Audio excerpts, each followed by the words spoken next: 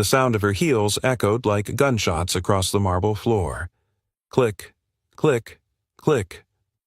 Evelyn Harper paused just inside the grand entrance of her riverfront estate, the polished air around her unnaturally still. No laughter, no TV, no Nora practicing piano, no Eli humming under his breath. Just silence. Too much silence. She narrowed her eyes, instinct flaring, that old deep mother's knowing a flicker in her chest that refused to die. She'd canceled a $1 million investor meeting 3 hours early, told no one, driven herself home under the veil of a golden Charleston sunset, and now her gut twisted. Something is wrong. The last of the light filtered through the towering glass walls Daniel once designed, golden streaks stretching like reaching fingers across stone and shadow. Evelyn adjusted her blazer crisp and tailored, then stepped deeper inside the house. Click, click. Each step whispered against memory. This home was her fortress, the crown jewel of Harper Botanical Resorts. And yet now it felt like it was holding its breath. She passed the staircase, paused by the arch to the east hallway. A faint glow. A thin, unnatural sliver of warm light bleeding through the crack under the living room door. Her heart stuttered. She moved forward. Nora, Eli. Before the names could fully leave her lips, a hand clamped over her mouth. Large, rough, smelling of soap pine and sweat. Her body tensed. She twisted, heart hammering. Who? Please, a man's voice breathed into her ear, urgent and low. Don't scream. Don't move. Her pulse thundered. Was this a break-in? An attack. I'm not here to hurt you, the voice rasped. But if he hears you, the kids might get hurt. Evelyn's eyes widened. The kids. She wrenched free and spun around. Richard Fenton, the janitor, the man she barely knew. He stood before her, disheveled, pale, a bead of sweat trickling down his temple. His uniform shirt was wrinkled, his breath shaky, and yet his eyes, they burned with something desperate, something terrified. What the hell are you doing in my house? Evelyn, hissed voice, low but fierce. Have you lost your mind? Richard held up both hands, voice barely above a whisper. You need to see for yourself. But not through me. Through that door. He pointed to the thin line of light under the living room. Evelyn's breath caught. I didn't plan this, he added. But you coming home early? It might be the only chance. She stared at him, heart pounding. Where are my children? He didn't answer, just tilted his head toward the door. So she moved. Quiet as her heels would allow, Evelyn followed him to the edge of the hallway. Richard crouched, motioned for her to do the same. He slowly pointed to the door, the one she had just seen glowing with that strange light, and then to the base of the doorframe where the gap was just wide enough to see through. Evelyn lowered herself. The cold tile bit into her knees. She looked, and what she saw didn't make sense. Nora, 12, was kneeling on the stone floor. Her knees were red, her back straight, her lips pressed together so tightly they'd lost color. Beside her, Eli, 8 years old, mirrored her pose. His little hands trembled as he fought to stay still. In front of them stood Caleb, her husband, the man she married 11 months ago. He sipped from a crystal glass whiskey, amber in the light. His voice floated out, steady, smooth, like silk hiding razors. Your mother is a billionaire, he said, circling them slowly. Do you know what that makes you? Neither child answered. Caleb crouched in front of Eli. It makes you expensive. Eli flinched. Caleb straightened, sipped again. And if you don't learn how to behave, he continued, his tone, icy, you'll become a liability, a burden. He paused. Burden means something people want to get rid of. Nora's jaw trembled. She looked like she might speak, but then she caught her brother's glance. Eli's eyes were glossy with unshed tears, and that was enough to keep her silent. Evelyn's hand flew to her mouth. She felt bile rise. Her breath shortened. Her mind raced. What is this? When did this start?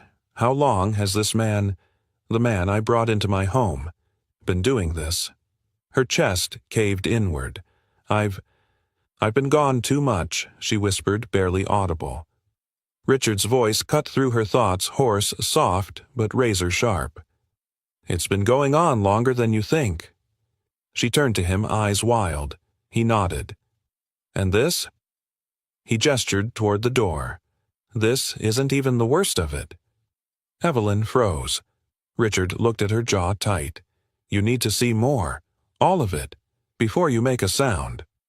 The silence between them held 1,000 questions, but none of them mattered more than the truth that had just shattered through her like glass.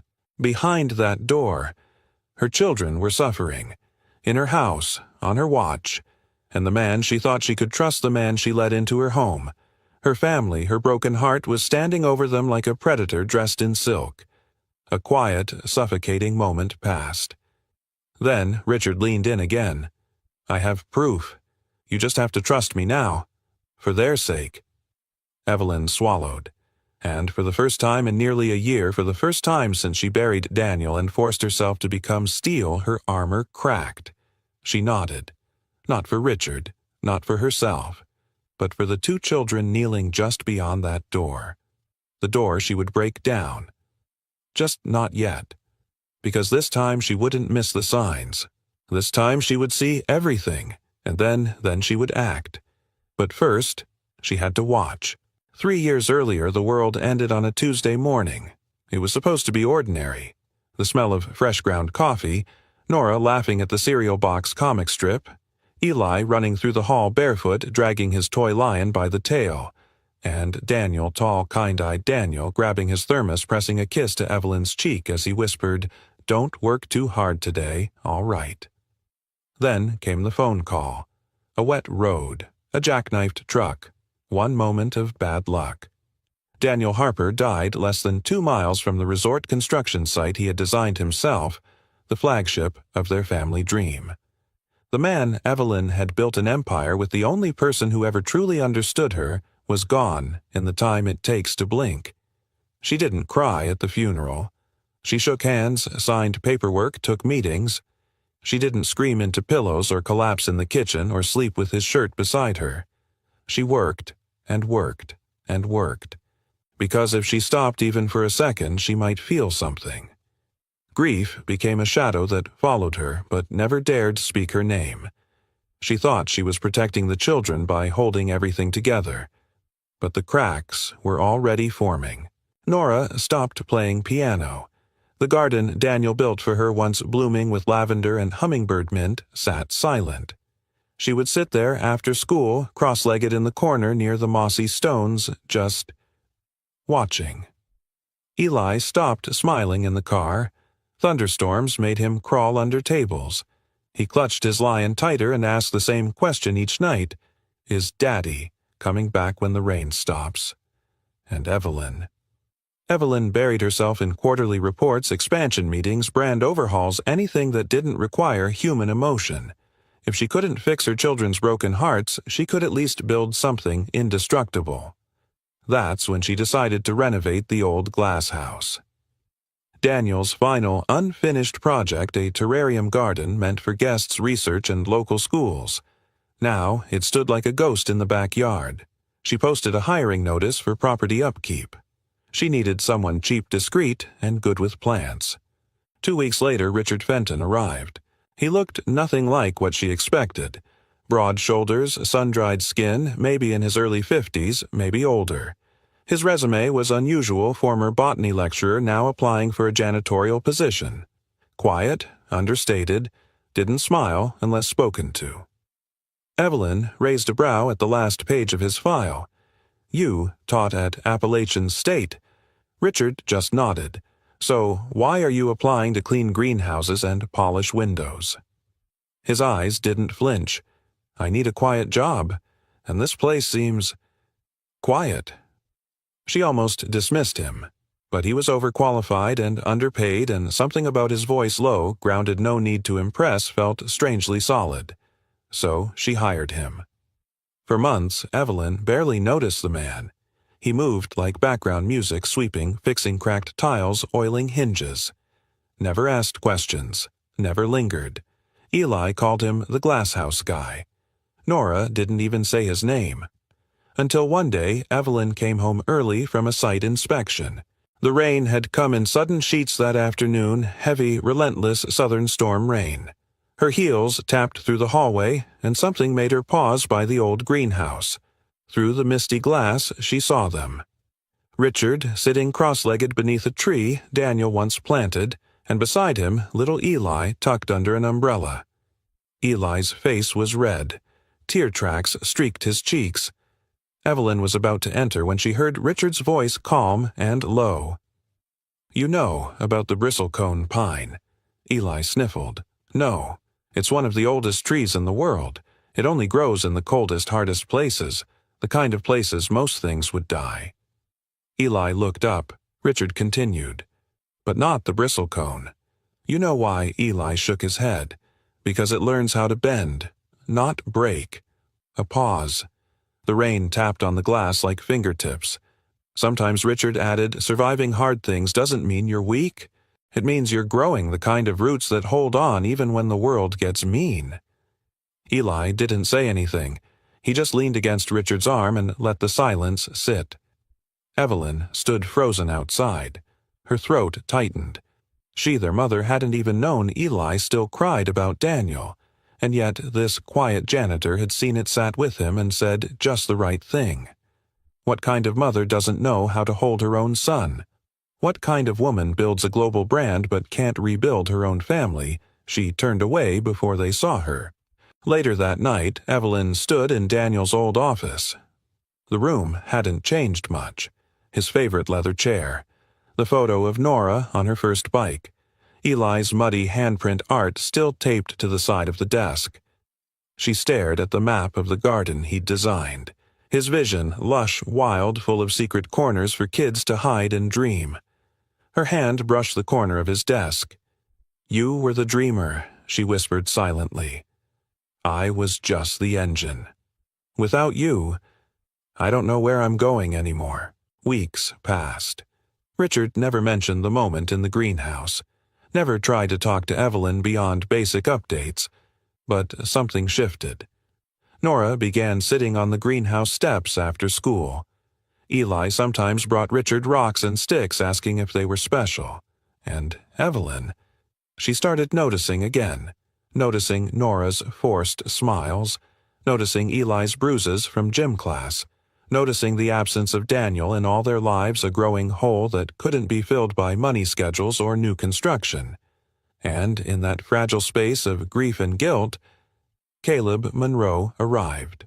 But that part of the story, his part, was still a few months away. For now, Evelyn still believed that strength meant being silent, still believed that love could be delegated, outsourced, still believed her children just needed time. And in that belief, she missed the warning signs, the ones Richard saw, the ones she would come to regret ignoring. The ballroom glowed like a constellation chandeliers glittering above laughter and violins. Evelyn Harper, wrapped in a silver gown that looked as cold as her reputation, smiled for the cameras and raised another glass of champagne she didn't plan to finish. It was a charity gala for Charleston's Children's Foundation, a cause she supported every year but never really felt. Tonight was no different, at least until the man at the bar turned toward her. Caleb Monroe. He was taller than most, with an easy smile and that quiet southern confidence that slipped under your skin before you realized it. His tuxedo was pressed, his cufflinks subtle, but it was his voice, low, smooth, with a hint of sadness that made Evelyn look twice. "I was told I'd find the most intimidating woman in Charleston somewhere near the silent auction," he said, half grinning. Evelyn arched an eyebrow. "You found her?" He laughed softly. "Good. Then maybe you can tell me which painting I'm supposed to overpay for." It was supposed to be small talk. But when he spoke of loss, his wife's long battle with illness, the quiet nights after she was gone, Evelyn felt something stir inside her she hadn't allowed for years. He didn't pity her. He didn't flatter her. He simply understood. She found herself talking about Daniel for the first time in months, about the garden he never got to finish, the children who missed him in ways she couldn't fix. Caleb listened, head slightly tilted, eyes warm but steady. "You know, he said quietly. "The people we lose never really leave. Sometimes the best way to honor them is to keep living, not just surviving, but living for both of you."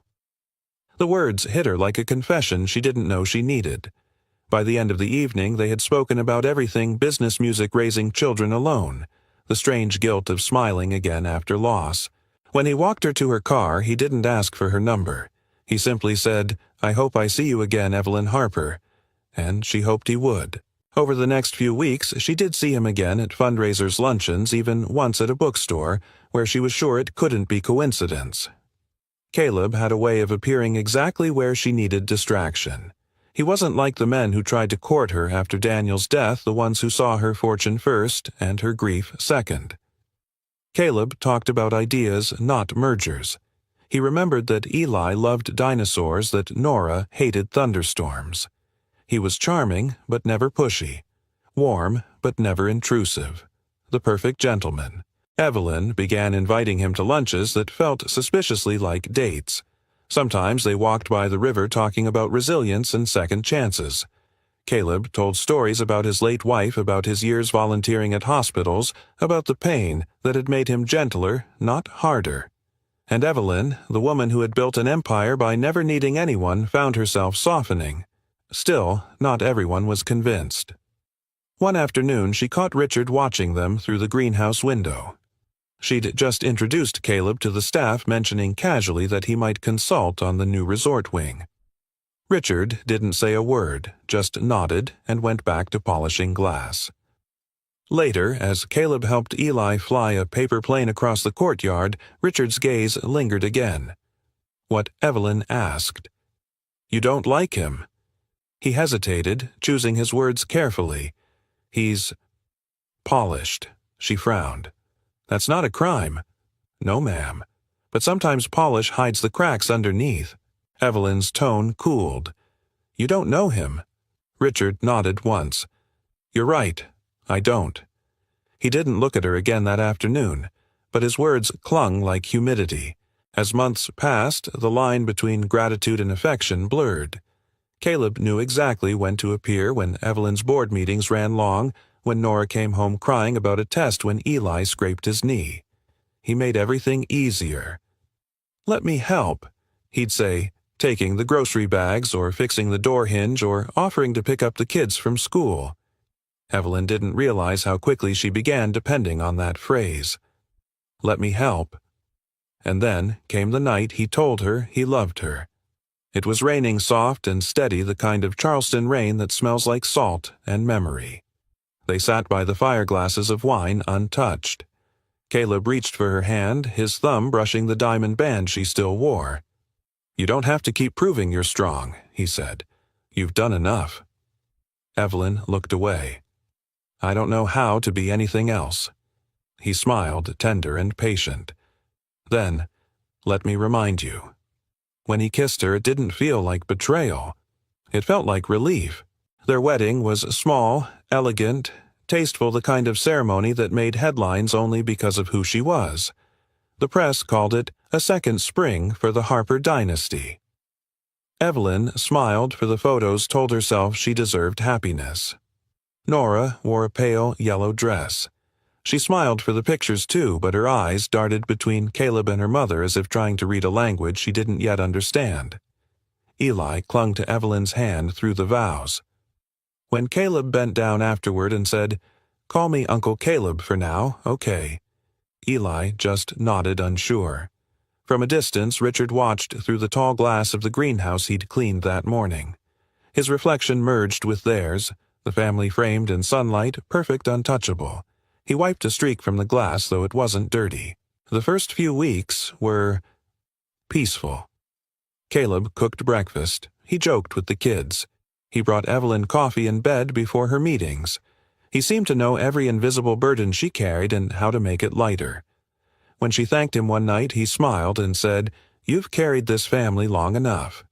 Let someone else be the anchor for once." She didn't realize anchors could drag you down as easily as they held you steady, but the first shadow came quietly. At dinner one evening, Nora reached for her phone at the table. Caleb's tone sharpened. "No phones during meals." We talk as a family." Evelyn almost smiled. It sounded reasonable. Until Nora's face paled. She murmured an apology so quick it trembled. Richard was fixing the garden lights outside within earshot.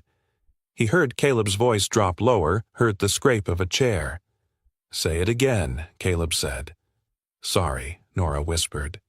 Louder. "Sorry, sir." The rain outside grew heavier. Richard paused, listening. When the conversation turned light again, he exhaled quietly, unseen. A few weeks later, at another charity gala, Evelyn stood on stage as Caleb beamed up at her from the audience, his hand proudly on Nora's shoulder. The perfect picture of a blended family. The applause thundered, cameras flashed, and yet through the glass doors near the back Richard's eyes met Evelyn's just for a second. Something in that look, steady, uncertain warning, made her chest tighten. For the briefest moment, she thought she saw Daniel in the reflection behind him. Then the lights shifted, and the illusion was gone. For the first few weeks, Caleb wore helpfulness like a second skin. He arrived at dawn with grocery bags that smelled of rosemary and warm bread. He left late with the click of a kitchen drawer that always sounded practiced comfortable.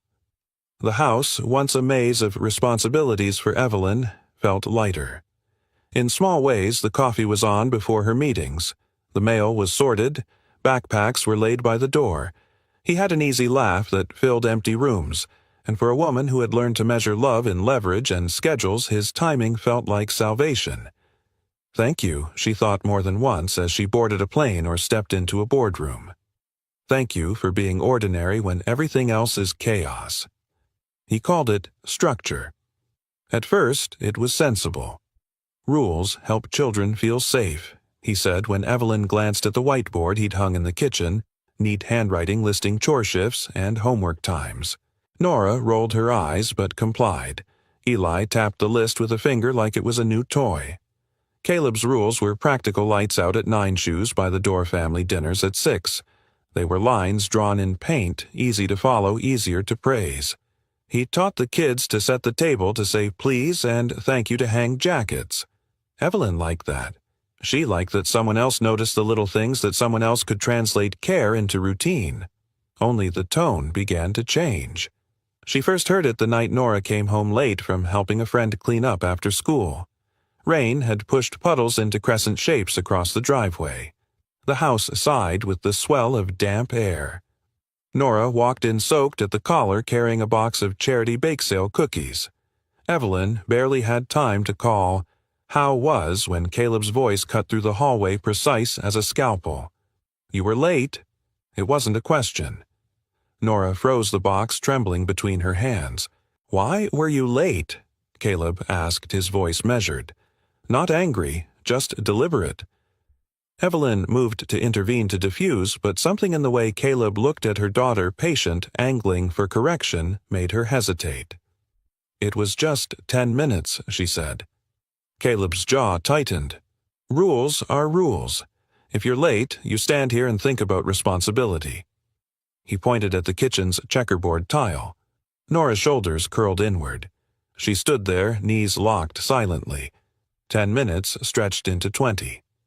The grandfather clock in the foyer, one Daniel had repaired months before, ticked louder with each second, its pendulum a metronome against Nora's quiet shame. Evelyn watched the color drain from her daughter's face. Her pulse pounded like a small drum. Is this discipline or humiliation? She thought the thought sharp and immediate. Am I teaching her strength or teaching her fear? She opened her mouth, then closed it. Caleb's tone softened when she looked at him, apologetic and cleverly constructed. "I'm teaching her consistency." He told her the weight of his logic anchoring him. She needs to learn consequences. So Evelyn let it be. She told herself that there would be balancing tenderness later, that discipline was part of parenting. She thought of the investor meetings she had to attend, the resorts to expand the contracts that would not sign themselves. Practicality, she told herself. Structure. But discipline metastasized. The rules multiplied. The voice that enforced them gained texture, not always loud, often cold and steady, precise as a surgeon. Caleb began to prescribe more than schedules. He graded affection. He rationed praise. He decided what counted as gratitude and made them recite it like prayers. One afternoon, Eli reached for his milk and knocked the carton over. The sound was small paper and plastic, a soft puddle spreading across the kitchen tiles. Eli's face crumpled. Before he could move, Caleb's voice came clean and controlled. "Stand there. Hands on your head." Eli did as told. Caleb handed him a rag. "Clean it until the floor is shiny. No crumbs, no streaks. You will not waste food in this house." Eli knelt on cold tile rubbing until his hands hurt and his knees burned. He worked in silence while Evelyn watched the slow, methodical scraping of skin across stone. The kitchen clock chimed the quarter hour. The house hummed like an engine. Somewhere deep inside her, a part of Evelyn, the part that still remembered Daniel's soft reprimands, ached. That night, Eli's small body trembled as he climbed into bed. He wrapped a quilt around himself and clutched his stuffed lion as if it could shield him. Nora slept with her back to him, legs drawn up as if putting distance between the siblings might protect them from what they felt. Evelyn sat at the end of the bed, the moonlight cutting a pale stripe across the duvet. She had been standing in a room that no longer felt wholly hers. "I married for safety," she told herself, trying to summon a steadying thought. "I married for a partner, not a commander." Caleb's words in the kitchen, "You will not waste food," reverberated through her mind like a sentence that needed parsing. At first, she excused it. Parents could be strict. People had different styles. Then came the whispering. When she called to check schedules or confirm flights, Caleb's voice would smooth over the line like oil. "Focus on the meeting, love. I'll handle it. You're better at the grand things." His praise was a net that kept her from looking too close, and when she did glance, he would find a way to convince her that her worries were misplaced. "You're reading too much into this. I'm doing what's best." She had told herself with the economy of a CEO that trust required delegation. The delegation, however, had a ledger of its own. Caleb introduced punishments that were precise and inventive. Food withheld as consequence. Sleep delayed as lesson. Standing times extended into hours. Not explosive, but surgical, the kind of slow erosion that made children shrink inward without leaving visible marks. One wet evening, a storm winded the house, making the old glass tremble. The living room lamps burned warm and steady as the children were ordered into positions they could not understand.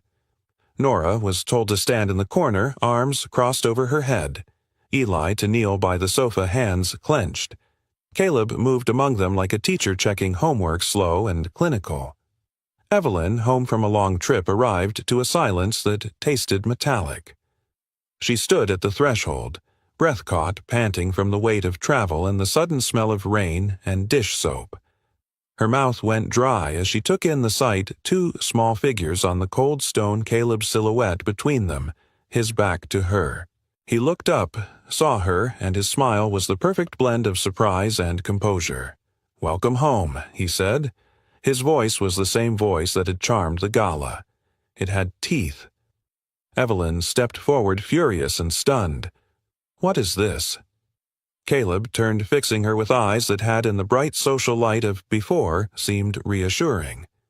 "It's important they learn to listen, to obey. You know how business runs, Evelyn. Order is the only way to keep chaos from creeping back." He lifted the glass he had been holding. The clink of crystal sounded dismissive. Her throat felt tight. She could smell the lemon on his hands, the whiskey in his glass, the damp of the storm pressing at the window panes. She wanted to rush forward and scoop her children into her arms. Caleb's voice dropped, intimate and precise. "If a single word of this gets out, if anyone tells you in a way the authorities or your image could learn, I promise you this." He leaned in his breath, measured an echo of the first night she'd returned early. "They will be taken from you. You will not see them again in this house." The tiles seemed to tilt. A clock in the hall clicked as if trying to keep time with her racing heart. Nora's shoulders shook. Eli's small breath hitched. The children looked at their mother with eyes that suddenly did not know how to plead. Evelyn's hand flew to her mouth. Her mind spun like a carousel of images. Legal battles, custody threats, a headline that could destroy more than a marriage. For a brief 6 seconds, the room constricted into one impossible decision: to yell and risk losing everything, or to stay silent and watch them suffer. Richard's distant voice, she could almost hear him, had said the janitor would wait until she could see all of it before acting. She remembered his insistence on proof, his patient low tones, the way he'd refused to be a rumor. She swallowed, feeling the acid of fear and grief mix in the back of her throat. Caleb's hand hovered near the doorway as if blocking any forward movement. His face was too calm, practiced. "You're a public woman, Evelyn. Think carefully. Imagine what people will say if there's scandal. Think of your company, your children's security. Think of the consequences." Nora's lower lip trembled. Eli made a small sound like a held-in sob. In the hush that followed, the house seemed to listen. Then Caleb leaned close enough that Evelyn could smell his cologne like cedar and something metallic, and said flat as a verdict, "If a word of this reaches me from anyone other than you, it will not end well for them." Evelyn wanted to pull out her phone to call the police, to do anything that would break the hold the room had on her. But the line between a mother's instinct and a CEO's calculation had never felt so fine. The fear he planted in her was not crude. It was legal-minded, surgical. It wrapped itself in the language of custody, reputation, consequence. She stepped back. Her knees gave just a fraction. Inside, something old and iron-hard, the part of her that had survived Daniel's death and turned into steel, began to bend. The thunder outside rolled over the roof like an answering drumbeat. Eli's breath hitched. Nora's eyes filled. The sentence hung in the air like the last note of a slowly dying violin. "They belong to me." Evelyn thought the thought raw and immediate, and I will not let him take them. Not like this. But the house had already learned a new rhythm. The rules had grown teeth, and the quiet, obedient shapes of her children in the lamplight looked like they had been carved to fit them. It was the sound of quiet crying that first changed everything for Richard. Late one Thursday evening, he stayed behind to clean the eastern wing of the house. The greenhouse had flooded during a sudden downpour, and water crept along the tile edges like dark fingers. He moved in silence, mop in hand, the world dim and echoing around him. The air carried the scent of wet soil, pine cleaner, and something else. A sound, soft, fragile. Not the whimper of someone in pain. No, this was quieter, more practiced. The kind of crying that knew it shouldn't be heard. Richard paused, heart-pulling taut. He followed the sound, stepping carefully between wet footprints until he reached the glass corridor near the back garden. And there, curled beside the base of a terracotta planter, sat Eli. Tiny, shoulders shaking. The boy didn't notice him at first. He was whispering into his lion. "I was good," Eli murmured, wiping at his nose. "I was good today. I didn't mess up." Richard crouched slowly. "Hey." Eli startled, then froze. His first reaction was not fear of being found crying. It was fear of being punished for it. "It's okay," Richard said, gently sitting beside him on the cold floor. "I was just cleaning. Didn't mean to scare you." Eli didn't respond. He curled tighter. "Mind if I sit here a minute?" Eli gave the tiniest shake of his head. For a while, they said nothing, just the ticking of the outdoor lights and the distant rattle of thunder overhead. Then Richard said softly, "Sometimes it feels like the whole world is upside down, doesn't it?" Eli nodded slowly. Richard leaned his elbows on his knees. "When my daughter was your age, she used to hide under the kitchen table when she was sad. Said it made her feel small enough for the bad stuff to miss her." Eli sniffled. "Did it work?" Richard paused. "Sometimes." A long silence followed then. Eli whispered, "Caleb said not to cry. Said only babies cry." Richard's jaw tightened, but he kept his voice soft. "You know what? I think crying is something brave people do when the world's too heavy. And I think you're one of the bravest kids I've met." Eli looked at him then. really looked. And what Richard saw in the boy's eyes wasn't just sadness, it was confusion. Deep, aching confusion about what was right and what was wrong. And in that moment, something inside Richard shifted.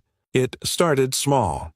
He began noticing things more closely, the way Nora flinched at loud footsteps, how she always asked for extra chores on the nights Evelyn was away, how Eli stopped laughing at cartoons. Richard started a notebook. Nothing dramatic, just observations. April the 10th. Eli asked if Caleb knew I saw him spill juice. He looked nervous. April the 14th. Nora walked with slight limp. Said it was gym class. April 17th. Caleb spoke to both kids in the study. Door closed. Nora came out pale. Still Richard said nothing. He knew how fragile this was. He was the janitor. Invisible. Replaceable. One wrong move and he'd be out the door with no way back in. But silence wasn't an option either, because the patterns were growing louder. Eli's artwork disappeared from the fridge. Nora stopped wearing bright colors. The air in the house became something new, not fear exactly, but anticipation of punishment, like a thunderstorm about to break. One morning, Richard found Nora sitting in the greenhouse alone, her knees pulled to her chest. She didn't cry. She didn't look at him. But when he placed a cup of warm tea beside her, she whispered, "If I tell someone, will he go away?" Richard knelt beside her. "Do you want him to?" Nora didn't answer. She stared at the floor, then quietly said, "He says if Mom knew, she'd send us away. Because we're the problem." That night, Richard didn't sleep. He stared at the ceiling of the small quarters he was given on the property, haunted by a voice from another lifetime. His daughter Lila had once said something similar right before the flood, right before he'd put the car in drive despite the weather warnings. "If we don't go now, Daddy, she'll be mad." And he'd said yes. He'd said, "We'll be fine." But they weren't. He'd buried both his wife and daughter 3 days later. That guilt had never left his bones. So now, with Evelyn's children slowly fading in front of him, Richard made a choice. Not this time. Not again. He bought 3 hidden cameras. Tucked them high in corners near vents, never in the bedrooms. Always in public areas, the kitchen, the main hall, just outside the living room. He told no one. Every night after sweeping and locking up, he downloaded the footage onto an encrypted drive. At first, it showed nothing. Caleb smiling, making dinner, laughing at something on TV. Then came the moments in between. Caleb gripping Eli's wrist too hard when he thought no one was watching. Nora standing perfectly still for 20 minutes while Caleb lectured her about female composure. Eli being made to kneel for forgetting to set out the dinner forks. Each time Richard watched in silence. Eyes rimmed red, hands clenched. And then the footage got worse. One evening, after Evelyn had flown to New York for an investors' summit, Richard clicked through footage to check the front corridor camera. He found a clip from the night before. Caleb standing over the children, glass in hand. "You think she'd keep you if she knew what you're really like," he said, voice low and venomous. "She's rich. She doesn't need baggage." Nora shook her head. "We're not. Shut up. You're only here because I let you be here. And if you say one word to her, I'll send you so far away she won't even remember your names." Richard pressed pause. His own face reflected in the dark screen. The same expression he'd worn the night before the flood. That night he stood in the garden until dawn, listening to the wind rustle through Daniel's trees. He whispered to the memory of his daughter, "I didn't save you, but I'll save them." The next day he tried again, gently, cautiously. He approached Evelyn in the hallway outside her office. "Miss Harper," he said, "about the kids, I've noticed some things. About Mr. Monroe." Evelyn, distracted, barely looked up. "Richard, I appreciate the concern, but Caleb's doing his best. He's just trying to instill some structure." Richard hesitated. "Sometimes structure has sharp edges." Her tone shifted curt. "I know what I'm doing." He nodded once. "Of course." He said nothing else. But that night he added a lock to the drawer where he kept the hard drive. Then came the night that would change everything. April 26th, Rain again. Eli spilled his drink during dinner. Caleb grabbed his shirt, dragged him to the corner, forced him to kneel on a tile with a coin under each knee. You move. You eat nothing tonight.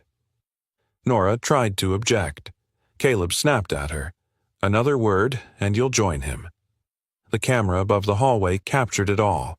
The stormlight flickered behind the glass. Richard watched from his quarters, and for the first time he didn't just feel helpless. He felt furious and awake. As the screen played on, Richard whispered to no one, I wasn't there for Lila, but I'm here now, and this time, I won't just watch. The boardroom smelled of glass and power. Evelyn Harper stood at the head of the long mahogany table, her reflection crisp in the polished surface, her presence commanding even in silence. The Paris expansion deal was days from closing, and every eye in the room was fixed on her as she prepared to sign. A legal pad lay open before her. The ink of the pen trembled slightly as she lifted it, then paused. Her phone buzzed. A single text. From Nora. Mom, are you busy? I just miss you. That was it. No emojis, no punctuation beyond the question mark. Simple, short, and somehow louder than anything said in the room all day. Evelyn stared at the message. Something in her stomach turned.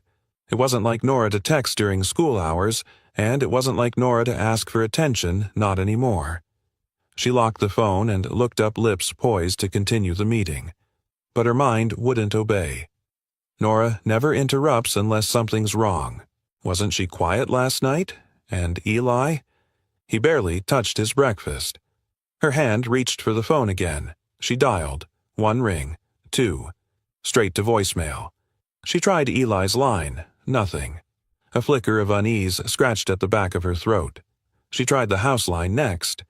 Caleb picked up on the 3rd ring. Everything's fine, sweetheart, he said before she could even speak. Nora just had a rough morning. She's a bit stressed about a science project. I've got it under control. You just focus on that big contract, okay? His voice was syrupy smooth. It coated every word with reassurance, almost too smooth. Evelyn tried to ignore the twinge, but it pressed against her sternum like a breath she couldn't exhale. She hung up slowly. Silence returned to the boardroom, thick and expectant. Her assistant leaned closer, whispering, "Ma'am, they're ready." Evelyn stared at the dotted line. Then she heard her daughter's voice again, not the text, but the way Nora had sounded 2 nights ago, standing by the stairs, eyes wide. "Can I stay up a little later tonight? I don't want to go to bed yet." The kind of voice that meant I don't feel safe there. Her pen dropped. "I'm sorry," Evelyn said, gathering her bag. "Family emergency." The room gasped softly as she walked out. Rain kissed the windshield as she sped home. The sky was overcast, painted in shades of blue-gray and apprehension. With each passing mile, Evelyn's thoughts fractured into flashes, Nora flinching when Caleb touched her shoulder. Eli asking why Daddy Daniel never made him kneel. The quiet, the hesitation, the too careful silence around Caleb's name. No. Stop rationalizing. You've ignored the signs long enough. As the car curved along the riverside, she dialed Richard. No answer. She tried again. Still nothing. Then a text. "Stay calm. I'm watching them. Come to the back entrance. Don't let Caleb see you." Her foot pressed harder on the gas. Inside the house, it was quiet. Too quiet. Richard stood in the hallway near the service corridor, eyes locked on a monitor mounted discreetly inside a panel in the wall. "They're in the living room," he whispered. He made them kneel again. "It's escalating." Evelyn's breath hitched. "You came home at the right time," he added. She followed his gaze to the screen. There they were. Nora on her knees, palms open, shoulders shaking but steady. Eli beside her head, bowed, lips trembling. And Caleb. Calm. Composed. Whiskey glass in hand. His voice filtered through the mic. "You think your mother wants to come home to 2 whiny broken children. You think she doesn't see what a burden you are." Eli sniffed, tried not to cry. Caleb crouched to Nora's level. "She doesn't love you. Not really. She loves being admired. She loves her company. You're just the noise in her way." Richard turned off the audio before Evelyn could break. She staggered back. One hand flew to her mouth. The other gripped the edge of the panel like an anchor. "Dear God," her voice cracked. "How long has this been happening?" Richard's voice was low, steady. "Long enough. I have hours of footage. Every time you left for a trip." He got bolder. She looked at him, eyes wild. "Why didn't you tell me sooner I tried?" he said, quiet but firm. "But I'm a janitor. He's your husband. The last time I hinted, you defended him. I needed more than suspicion. I needed proof." Tears stung the edges of her eyes. "My kids.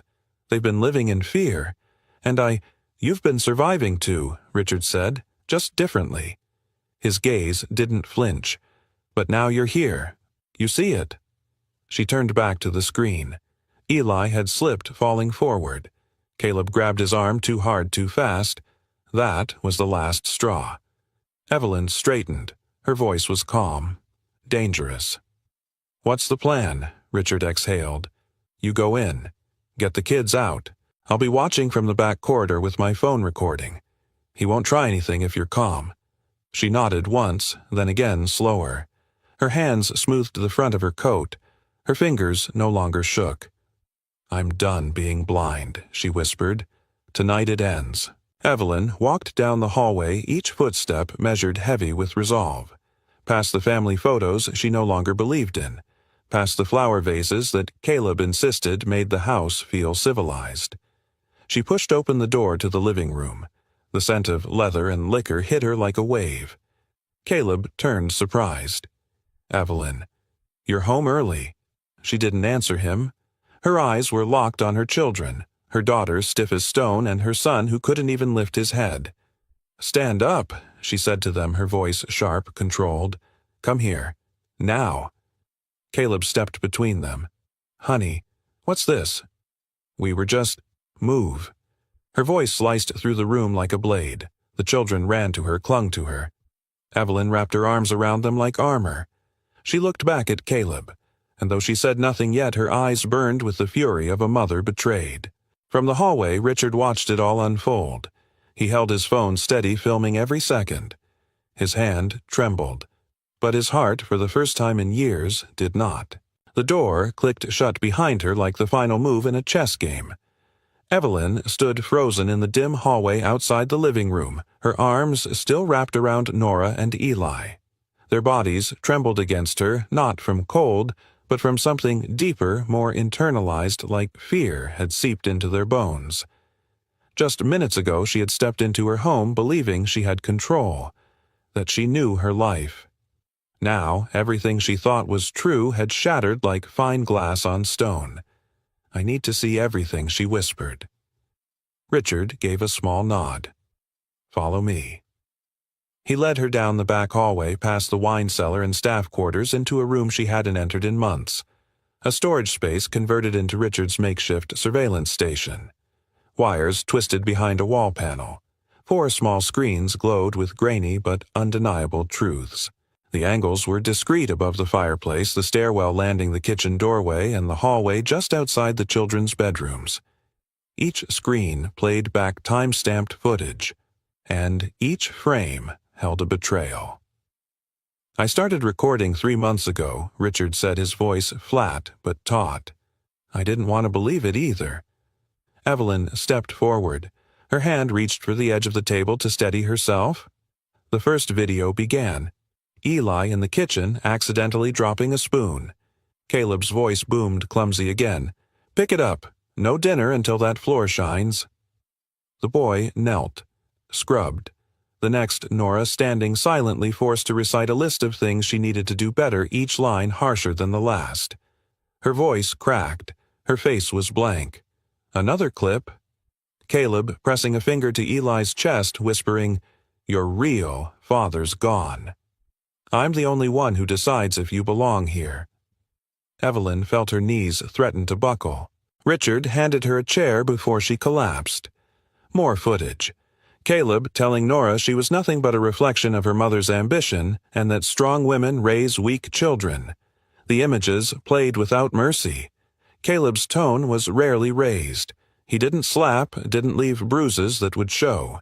But his words, his precision carved into the children with surgical cruelty, invisible wounds that bled quietly. Evelyn's fingers clenched the armrest until her knuckles blanched. "I didn't see it," she said, voice hollow. "I thought he was just strict." Richard didn't answer. She turned to him. "Why didn't I see it?" He hesitated, then spoke. "Because you were surviving. Because you were told, like a lot of women are, that partnership means delegation, that a second chance means compromise." She shook her head slowly as if trying to wake from a nightmare. "I left them alone with him. I trusted him." Her voice broke. "My babies." Richard stepped forward, not touching her but grounding her with his presence. "He fooled you. He fools everyone. But you're here now, and they know that." She turned back to the screen. The most recent footage was still recording a live feed of the living room. Caleb was pacing. Alone now. He poured another drink. "Is he dangerous?" She asked the question like ash on her tongue. Richard's face was unreadable. Not in the way that leaves black eyes. But yes, he's dangerous. To them. To you. He's a man who believes control is love. That fear is structure. She exhaled slowly. Then with a new steadiness she said, "This ends tonight." Richard nodded once. "I've copied the footage to 3 drives. One's with a lawyer I trust. One's with me. And this one," he pulled a slim USB from a panel drawer, "is yours." She took it. It was lighter than it should have been for something so heavy. Evelyn stood. "Get the kids to the guest house. Lock the doors. Don't let them out of your sight." "What about you?" Richard asked. "I'm going to tell him what happens next." She entered the living room like a storm in heels. Caleb looked up casual as ever. "Everything okay?" "No," she said plainly. He smiled a little confused. Nora and Eli seemed a little worked up. "I know everything, Caleb." The smile faltered. "I've seen the videos, heard the recordings, every threat, every punishment, every lie." He didn't speak, just blinked slowly. "I have copies, with legal counsel, and with the police if it comes to that." Now his smile returned colder this time. "Let me guess," he said, sipping his whiskey, the janitor. "He's been sniffing around you like a lost puppy. You're going to take his word over mine." "I don't need his word," she said. "I have yours. On tape." Caleb stepped forward slightly as if recalibrating.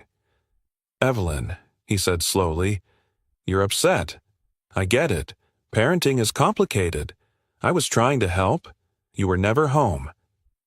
She cut him off. "Don't spin this. You didn't help. You controlled. You humiliated. You broke them down to feel taller." His eyes narrowed. "And what you think ripping this family apart is going to fix them. You think 2 broken kids and your precious company will love you more without me here." "They never loved you," she said flatly. "They were afraid of you." He stepped closer now, a shade too fast. "You're making a mistake." Richard appeared in the doorway, silent, calm, not moving, just there. Caleb noticed. His jaw twitched.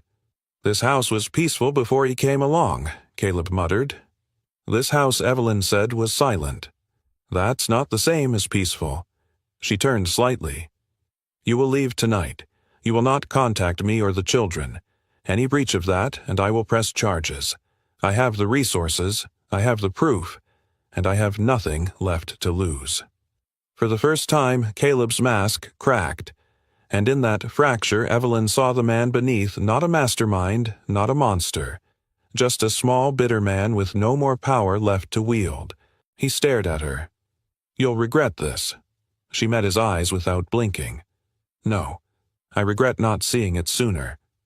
He walked out without another word. The door slammed behind him. Evelyn stood in the silence he left behind. It was a different kind of quiet than the one that filled the house before. Not tense, not expectant, just still. Free. She closed her eyes and let it sink in. For the first time in a long time, she didn't feel like she was drowning in her own home. Richard remained at the door, not speaking. She looked at him. For the first time, really looked. "You saved them," she said quietly. "No," he said. "You did. I just showed you where to look." The living room was quiet, unnervingly quiet. Evelyn stood just inside the doorway, back straight heels anchored to the marble floor like the foundation of the house depended on her stillness. Caleb sat in his favorite armchair legs, crossed swirling amber liquid in a crystal glass. Nora and Eli knelt near the fireplace. Their hands were folded in their laps, eyes locked on the floor bodies, rigid with a stillness that wasn't reverence, it was fear. Evelyn felt her breath catch, but this time she didn't flinch. She stepped forward. "Nora, Eli, come here." Her voice was not raised, but it held something deeper. Command. Safety. Caleb blinked, surprised. "Evelyn," he said, half smiling, "you're home early." "I said," she repeated, eyes still locked on the children, "come here." The children hesitated, not because they didn't want to, but because they'd been conditioned to fear what came after defiance. Evelyn's gaze softened just for them. "It's okay, babies. Come to me." Nora moved first. Her knees cracked as she rose, and she winced just barely. Eli followed, crawling to his feet, stumbling as if his legs had forgotten how to move freely. They reached her together. Evelyn knelt down and opened her arms. Nora collapsed into her shoulder. Eli buried his face against her neck. She held them like she hadn't in months, tightly protectively as if her body alone could shield them from the world. Then she looked up at Caleb. Her eyes had changed. So had her voice. "No one kneels in this house unless they're praying," she said. "And my children will never kneel before you again." Caleb set his drink down with care as if the crystal mattered more than the moment. "You're overreacting." Evelyn stood. "I've seen everything, Caleb." He blinked. "Seen what? The footage, the recordings, every word, every threat." He laughed, incredulous. "Oh, come on. Are you seriously listening to the janitor now?" Richard appeared in the doorway behind her, silent, watchful. Caleb's eyes narrowed. "This is his doing," he hissed. "He's had it out for me since day one. You think a man who polishes floors knows anything about parenting?" Evelyn didn't look away. "He knows more about love than you ever will." Caleb stepped forward. "So what now? You believe I'm the villain because I made them clean up after themselves. You want to throw away our marriage over discipline." "No," she said calmly. "I want to end it because you abused my children and manipulated me into thinking it was love." His smile faded. Evelyn handed him her phone. "Press play." He looked down at the screen. The audio started. His own voice filled the room. "Your real father's dead. Only I decide if you stay here." He froze. Nora gasped softly. Eli clung tighter. Richard stepped forward. "Don't say a word." Caleb's snapped jaw clenched. Richard didn't flinch. "I won't." Your voice already said enough. Evelyn stepped between them. "Leave." Caleb's mouth opened, then closed. "Leave, Caleb," she repeated. "This marriage is over. The lawyer will be in touch. You don't live here anymore. You can't. I can. And I will. Now." He looked at the children. "Nora," he said, voice low and coaxing. "Tell your mother. Tell her I've never hurt you." Nora's shoulders trembled. He stepped closer. "Nora, I hate you," she whispered. It was so soft Evelyn almost didn't hear it. "You said if I told her, she wouldn't want me anymore." Eli, tears slipping down his cheeks, said, "I don't want to be with you." Caleb stared at them. Something inside him shifted, a rage barely contained. His hand twitched like he might lunge. And then Richard stepped forward, standing at Evelyn's side. Silent. Solid. That was enough. Caleb looked at them, all of them, and saw it. He had no power here anymore. He picked up his glass, drank the last sip, and set it down with finality. "You'll regret this," he muttered. No one wants a woman with 2 broken kids. Evelyn smiled, slow sure. I'd rather be alone with them than chained to a man like you. Caleb stormed toward the door, grabbed his coat, and yanked it from the hook. He looked back once, and saw nothing but resolve. The door slammed behind him. The silence that followed was immense. It filled the space like air returning to lungs that had been starved too long. Evelyn knelt again, pulling the children close. "You're safe now," she whispered. "I'm so sorry it took me this long." Nora buried her face into her mother's chest. Eli clutched the edge of her blouse like it was the only thing keeping him from floating away. Richard stepped back, letting them have the moment. But Evelyn turned to him. "You stayed." "I said I would," he answered quietly. She stood and crossed to him. Her eyes met his. "I don't know how to thank you." He gave a small smile, weary and warm. "Don't thank me. Just never let anyone silence them again." Evelyn nodded. Her eyes shimmered, but she didn't cry. Not now, not yet. There was still more healing to come. But tonight this moment was theirs, and the storm was over. That night, Evelyn didn't send the children to their rooms. She didn't turn down the bedsheets or set out their pajamas or recite the gentle commands of a bedtime routine she hadn't truly participated in for months. Instead, she took Nora and Eli by the hand and led them to her bedroom, the one that had for so long held silence on one side of the mattress and regret on the other. The king-size bed still carried the faint scent of lavender from the pillow spray she used to mask the coldness of an empty house. But tonight, the space didn't feel empty. Evelyn tucked both children under the thick comforter, pulled the curtains closed, and switched off every light except the dim lamp near the corner, the same one Daniel used to read by. She crawled in beside them and lay on her back staring at the ceiling, listening to their breathing slow. Minutes passed.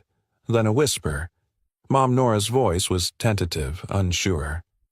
"Yes, sweetheart. Do we still live here?" Evelyn turned toward her daughter, brushing a strand of hair from her cheek. "Yes, this is your home." Nora blinked. "Even if he said we were problems." "You are never a problem," Evelyn said firmly. "You are my daughter, my heart, my whole world." She felt a small tug at her side. Eli had crawled closer. He looked up, eyes glossy. "Was it because of us? Did you marry him because you needed help with us?" Evelyn's breath caught in her throat. She reached down, pulling him into her arms. "No, baby.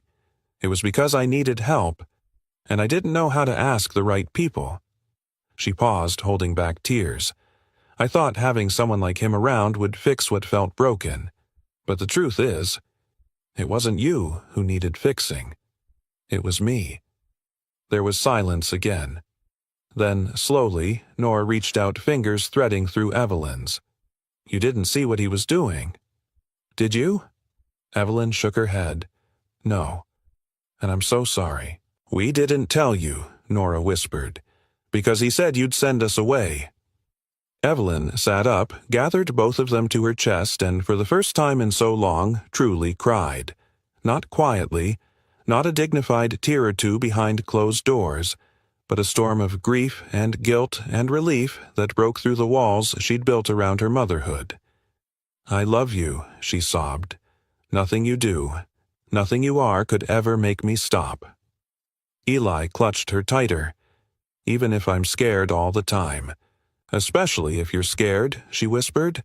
"That's when you need love the most." They fell asleep like that, all three of them tangled together in a mess of forgiveness, finally breathing in the same rhythm again. Across the property in the staff quarters, Richard sat on the edge of his cot staring at a framed photo on the nightstand. His daughter, Lila, 7 years old, hair in pigtails, smiling through missing teeth. His fingers traced the edge of the frame as if memory alone could resurrect time. "She would have been 13, he murmured. Outside, wind rustled through the trees Daniel planted. Leaves danced across the greenhouse windows. Richard leaned back, stared at the ceiling, and whispered to the room, "I didn't save her, but I helped save them. That's gotta mean something. It didn't erase the pain, but it eased it. Just a little." Morning came slowly soft light stretching across the bedroom as the house exhaled its first full breath of freedom. Nora stirred first, then Eli. Evelyn was already awake watching them sleep like a mother discovering her children all over again. They looked lighter. Still tired.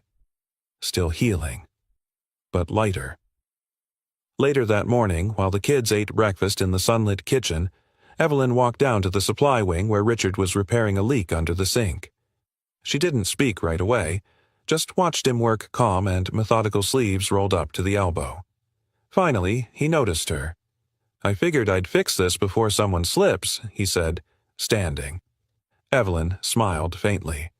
"I came to ask you not to leave." Richard paused. "Ma'am, don't call me that." "Not today." He gave a small nod. "I know you said your work here was done," she continued, "that the family didn't need you anymore." "They don't," he said. "Not like that." "But you're wrong," she replied, stepping closer. "If you leave, the first people who'll miss you are Nora and Eli, not me." Richard looked down, his hands rough and still.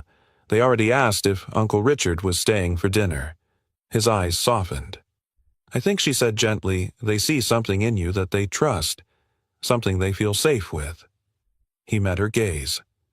"They don't look at me like I'm broken anymore," she added. "And when I watch them look at you, I realize they don't think they're broken either." A pause. Then Richard said, his voice quiet.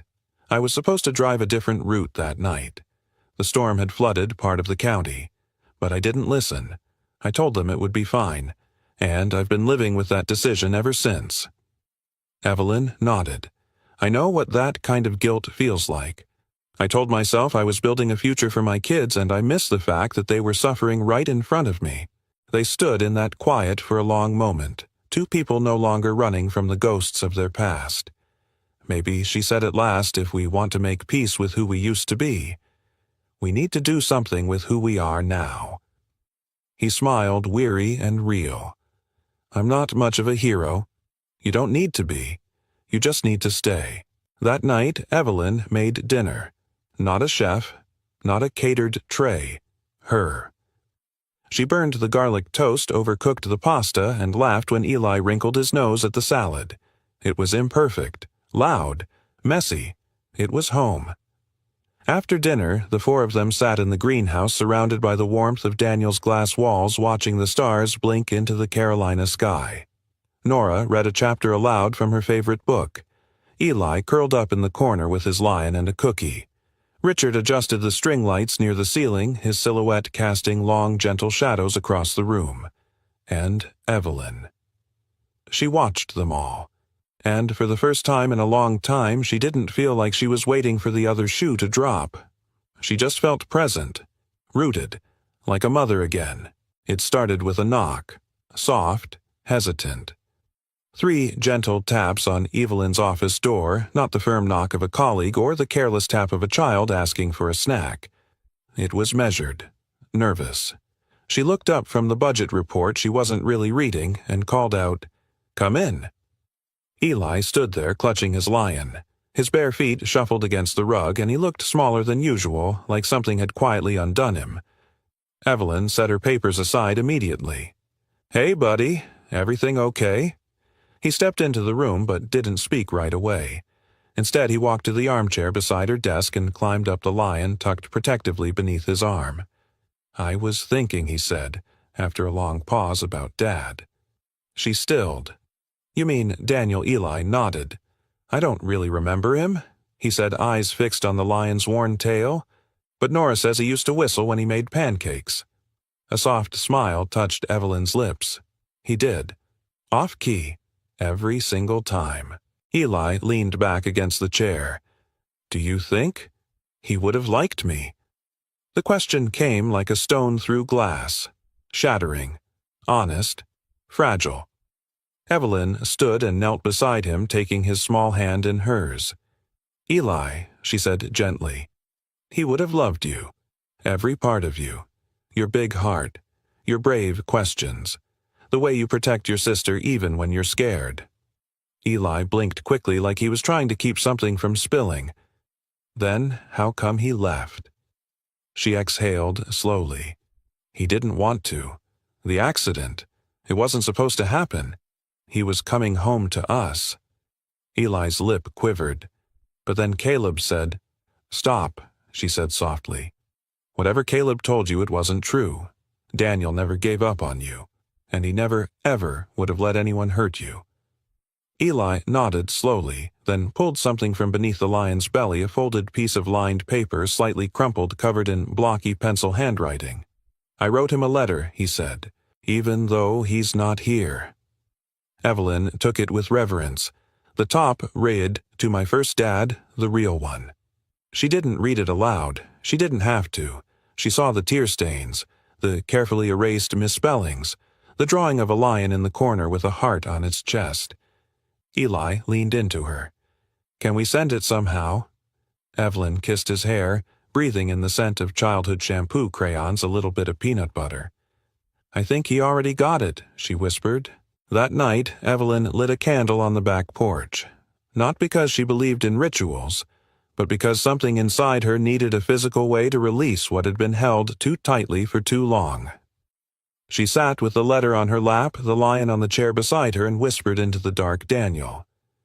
He's okay now. Our son is safe. I'm sorry it took me this long to find my way back." The wind rustled through the magnolias almost like an answer. Days passed, then a week. Life, it turned out, was not just about survival anymore. It was about rediscovery. Nora asked to visit the library downtown. Eli joined a pottery class at the community center. And Evelyn.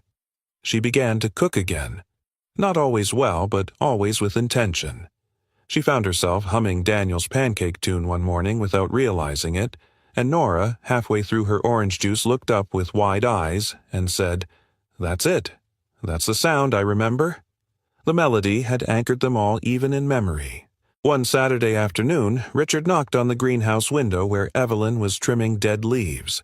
He held a small wooden box. "What's this?" she asked, wiping her hands. Found it tucked behind a heating vent in the old storage room. "I think it's yours." She opened the lid. Inside Daniel's leather-bound journal. Evelyn gasped. "I thought this was lost." Richard stepped back, giving her space. She flipped through the pages, sketches of their dream home, clumsy but hopeful, notes about the kid's future, and one page dated just 2 days before he died. "If anything ever happens to me, I want Evelyn to know she's stronger than she thinks. She's the heart of this family. If the light ever goes out, she'll be the one to find the matches." Tears welled in her eyes. Richard didn't speak. He just nodded once as if to say, "You found them. You're relighting everything." Later that evening, while the kids were watching a movie, Evelyn walked into the kitchen and found Richard fixing a crooked cabinet door. She leaned against the doorway. "You fix everything, don't you?" He chuckled. "Some things are easier than others." She stepped closer. "You could have walked away, Richard. You didn't owe us anything." He set down the screwdriver and looked at her. Really looked. "I didn't stay because I owed you," he said. "I stayed because—" For the first time in a long time, it felt like I belonged somewhere. Their eyes held. And in that moment, quiet and unforced, something passed between them. Not romance. Not yet. But something steadier. A shared survival. A mutual respect. Maybe even the spark of what healing could grow into. That night, Evelyn lay in bed, staring at the ceiling. The children were asleep. The house was still. She reached into the drawer of her nightstand and pulled out Daniel's journal again. Her fingers traced the ink. Her heart beat quietly, not in grief anymore, but in remembrance. She closed the journal and whispered, "I kept them safe. I found the matches." Outside, the lion nightlight in Eli's room glowed softly through the hallway. And somewhere in the garden, wind chimes sang gently beneath the stars. It began with dirt under her fingernails. Evelyn sat in the garden, the same garden Daniel once tended with quiet devotion, where each plant had a purpose and every vine knew where it belonged. The sun was warm on her back, the earth soft between her hands. She wasn't planting anything new that morning, just pulling out the weeds one by one, whispering softly as she worked like she was having a conversation with the past. Behind her, laughter rang out high, clear, unmistakably real. Eli and Nora were running through the sprinkler, their bare feet smacking wet stone, their clothes soaked and clinging, but they didn't care. They shouted and squealed free in a way she hadn't seen in years. Richard leaned against the porch post, sipping coffee. He wore the same worn flannel he always did on weekends, sleeves rolled, boots muddy. He smiled when their eyes met a small, steady smile that said, "You did this." And Evelyn smiled back. The weeks that followed Caleb's departure blurred into a kind of gentle unfolding. Nora began therapy sessions at school. She brought home drawings afterward, not of storms anymore, but of bridges and suns, and a woman with brown hair holding 2 children by the hand. Eli asked to take the lion to school for show and tell. He told his classmates the lion wasn't just a toy, it was a protector. "He watched over me when I was too little to fight back," he said, and his teacher cried behind her desk. Evelyn started writing again. Not for work, not for reports or obligations, but letters, long handwritten notes to Daniel that she kept in a wooden box beside the bed. Some were filled with guilt, some with gratitude. All of them ended with, "We're okay now." Richard stayed. He never moved into the house. That was never discussed, never even suggested. But every morning his truck was in the driveway. Every evening he helped tuck the kids in. And once, when Evelyn's hands trembled while chopping vegetables, he quietly took the knife from her and said, "Go sit." "I've got it." She did. And the world didn't fall apart. Spring came early. The cherry blossoms bloomed pink across the front yard, scattering petals like confetti on the windshield of Evelyn's car. The greenhouse filled with fresh herbs and potted succulents. The house smelled of rosemary and lemon, and the windows were always open. One Sunday afternoon, Evelyn stood by Daniel's old record player and dropped the needle onto a dusty vinyl. A jazz melody crackled through the room. She reached for Eli's hand and twirled him in a slow circle.